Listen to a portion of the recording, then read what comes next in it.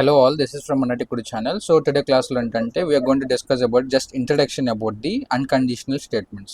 Unconditional statements అంటాం, break jumping statements అంటాం. So మనకి ఇక్కడ బ్రేక్, కంటిన్యూ, గో టు ఇవన్నీ 3 వచ్చేసి కీవర్డ్స్ అనమాట. ఓకేనా. సో టోటల్గా మనకి సి లాంగ్వేజ్లో 32 కీవర్డ్స్ ఉంటే 3 అమాంగ్ ఆఫ్ దమ్ 3 వచ్చేసి మనకి keywords break, continue, go to. So ఇక్కడ మనం బ్రేక్ కీవర్డ్ ఎక్కడెక్కడ యూస్ చేస్తామంటే ఎంటైర్ ఒక లూప్లో నుంచి బయటికి వచ్చేయడానికి బ్రేక్ చేయడానికి మనం రాస్తామన్నమాట. అండ్ కంటిన్యూ కీవర్డ్ వచ్చేసి మనం స్కిప్ చేయడానికి. సో ఏదైనా నెక్స్ట్ లైన్స్ ఎగ్జిక్యూట్ కాకుండా కంట్రోలర్ని మళ్ళీ పైకి పంపించడానికి, అంటే నెక్స్ట్ లైన్స్ ఎగ్జిక్యూట్ చేయడానికి. లైక్ లెట్స్ దట్ మనకి ఇక్కడ ఫర్ లూప్ ఉందనుకోండి. ఫర్ లూప్ ఉంది అండ్ ఇక్కడ ఇఫ్ కండిషన్ ఉంది అండ్ ఇఫ్ కండిషన్లో సంథింగ్ రాశాను అండ్ ఇక్కడ కంటిన్యూ రాశాను అండ్ దీని కింద లైన్స్ ఉన్నాయి, కోడ్ ఎగ్జిక్యూట్ చేసే లైన్స్ ఉన్నాయి అనమాట. ఓకే, స్టేట్మెంట్స్ ఉన్నాయి. సో ఇన్ కేస్ నాకు ఇక్కడ కండిషన్ ట్రూ అయింది, లైక్ సంథింగ్ ఏదో అయింది, కంటిన్యూ కీవర్డ్ ఎన్కౌంటర్ అయింది.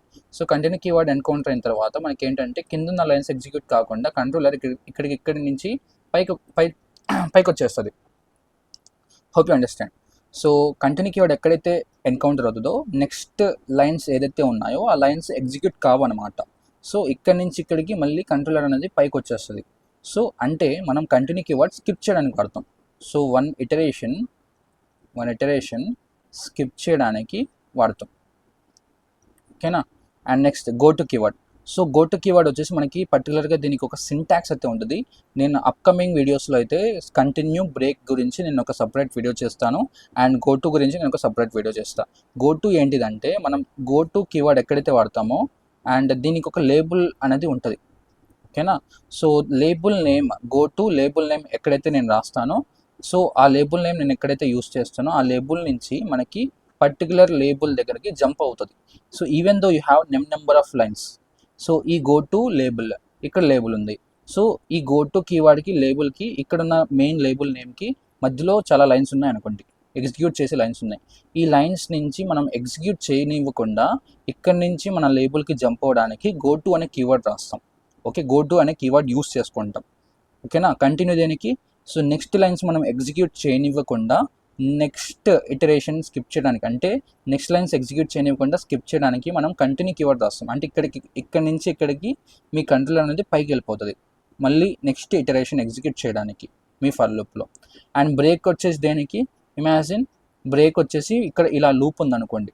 ఎప్పుడైతే బ్రేక్ కీవర్డ్ ఎగ్జిక్యూట్ అవుతుందో నెక్స్ట్ లైన్స్ ఉంటాయి కదా ఇక్కడ కూడా.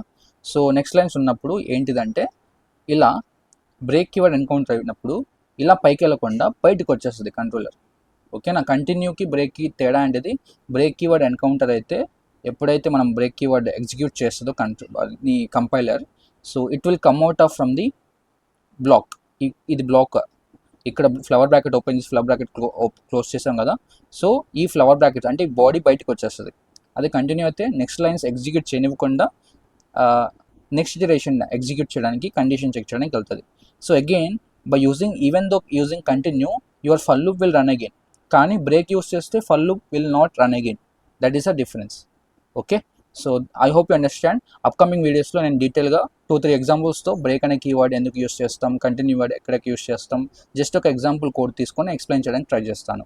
And again I'll be going to take the separate video for the go to keyword also. Okay, hope you understand. Thank you all. Do subscribe Manatikudi channel.